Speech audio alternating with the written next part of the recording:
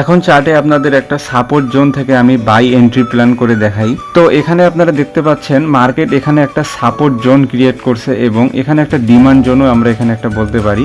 এখান থেকে বারবার এখানে ট্যাপ হয়েছে। অনেক বিগিনার ট্রেডার কি করে সাপোর্ট জোনে এসছে এবং এখানে একটা ডিমান্ড জোন ক্রিয়েট করছে, কোনো কিছু না ভেবেই এখান থেকে বাই করে ফেলে কোনো কনফার্মেশন ছাড়াই। তো আমরা এটা করব না, আমরা এখান থেকে কনফার্মেশন খুঁজবো।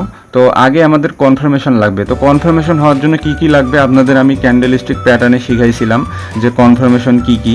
তো ওগুলো শিখলেই হয়ে যাবে। যারা যারা ওই ভিডিওটি দেখেননি তারা আমার ডিসক্রিপশন বক্সের লিঙ্ক থেকে ওই ভিডিওটা দেখে আসবেন, তাহলে আপনাদের সাপোর্ট অ্যান্ড রেজিস্ট্যান্স থেকে এন্ট্রি প্ল্যানটা নিতে অনেক ইজি হয়ে যাবে।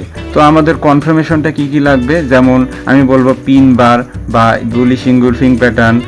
সাপোর্ট থেকে বলতেছি, সাপোর্টের ভ্যালাই হবে পিন বার, বুলিশ ইনগুলফিং প্যাটার্ন, তারপর স্ট্রং কোনো যদি অন্য ক্যান্ডেলস্টিক প্যাটার্ন, হ্যামার, যদি হ্যামারের ক্যান্ডেলের যদি কোনো রিজেকশন আসে এখান থেকে, তারপরে আপনারা এন্ট্রি নিয়ে ফেলবেন। এবং ওখানে স্টপ লসটা কোথায় দিবেন, স্টপ লসটা দিবেন হলো সাপোর্ট জোনটা যে আছে ওই সাপোর্ট জোনটার নিচে আপনারা স্টপ লসটা দিবেন।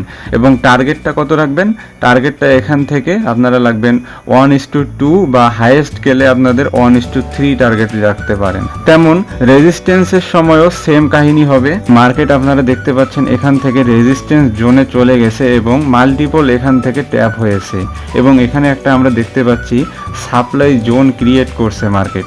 এখান থেকে আমরা এখনই ট্রেড নিতে যাব না, কারণ এখান থেকে আমাদের একটা কনফার্মেশন দরকার।